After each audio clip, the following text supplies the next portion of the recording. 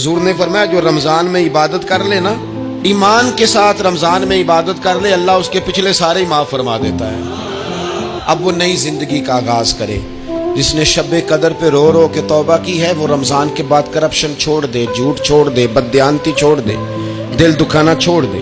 جس نے رمضان میں روزے رکھے، تراویح پڑھی ہے، وہ نئی زندگی کا آغاز کرے۔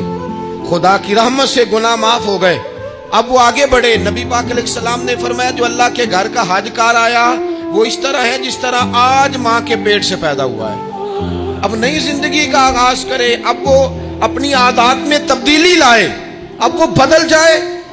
میں کس درد سے یہ بات آپ سے کروں کہ 50 لاکھ مسلمان ہر سال حج کرتا ہے۔ اگر 25 لاکھ کا کردار بھی ٹھیک ہو جائے تو سال کا 25 لاکھ با کردار مسلمان اگر دنیا کو دیا جائے تو بتائیے امت مسلمہ کا سر کتنا اونچا ہوگا۔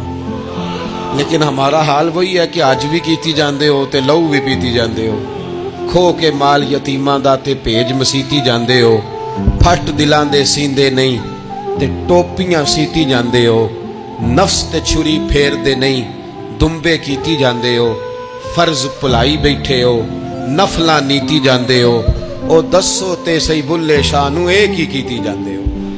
بات وہی ہے کہ کعبے گئے، مدینے گئے، کربلا گئے، جیسے گئے تھے گھوم پھر کے ویسے ہی آ گئے۔ کچھ تبدیلیاں اپنے مزاج میں لائیں، اپنی عادات میں لائیں۔